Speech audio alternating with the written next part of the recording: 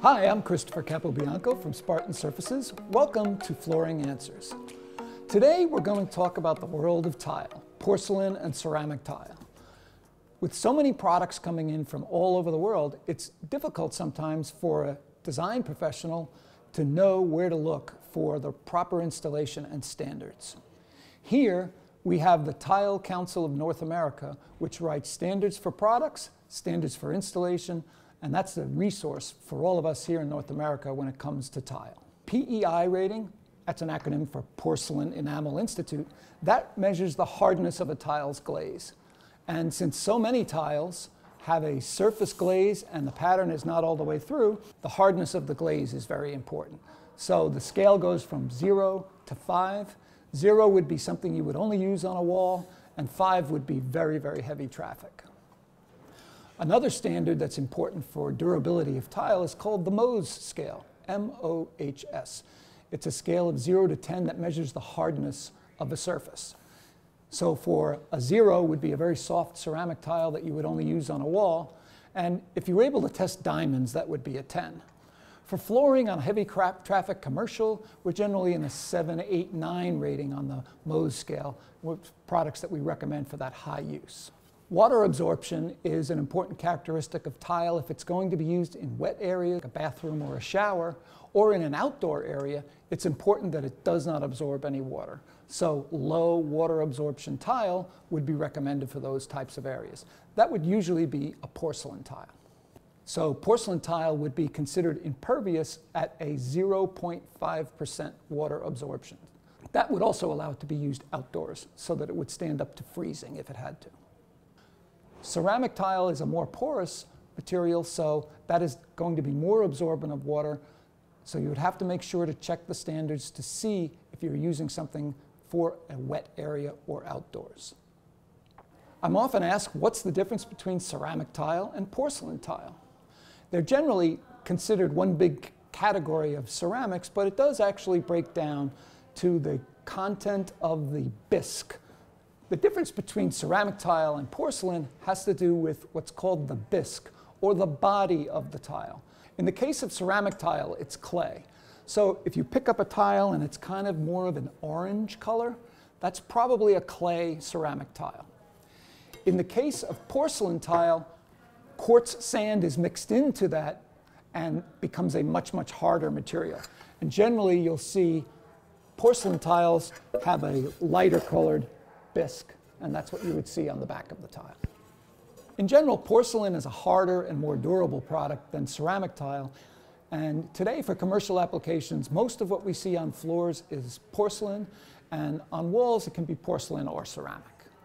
So what's the most common mistake I've seen when it comes to specification for tile floors? I would say that has to do with rectangular tile and how the joints get staggered. A lot of designers want to specify a true brick pattern where the end joint would be halfway down the joint of the next tile. Problem with that is that sometimes there can be thickness variations between the two tiles when they're installed in that way.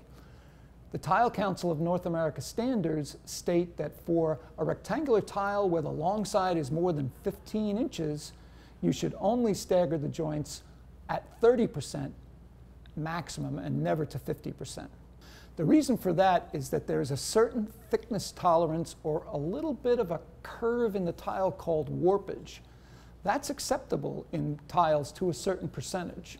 So as you can see in this photograph of a porcelain tile plank floor, this project was installed with the tile staggered at a 50% joint.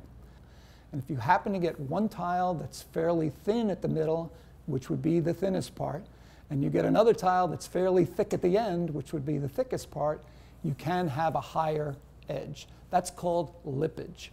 You get a lip at the edge of the tile, and that can create, number one, a dirt catching hazard, could get chipped if it got hit a certain way, and in real severe cases could present a tripping hazard.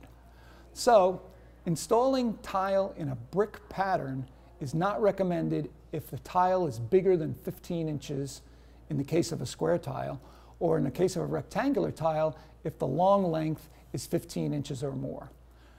Tile Council of North America standards call for a 33% stagger maximum, so 1/3, but not 1/2. And I many times have looked at floors that are installed in a brick pattern, and I can almost always find corners that are higher than the ones next to it. Fact or myth, tile floors require little or no maintenance.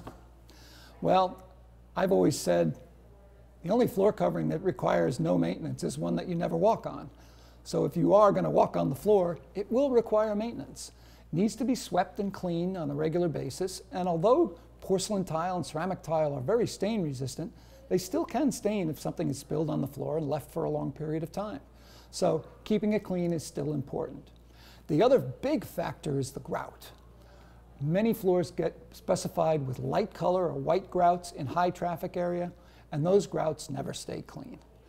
If your design really calls for a light color grout, you might want to consider a type of grout like an epoxy that's way less porous than a sanded grout, so that at least you get some better cleanability to that surface.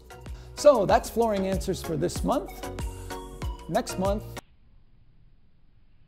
I don't know what we're going to talk about.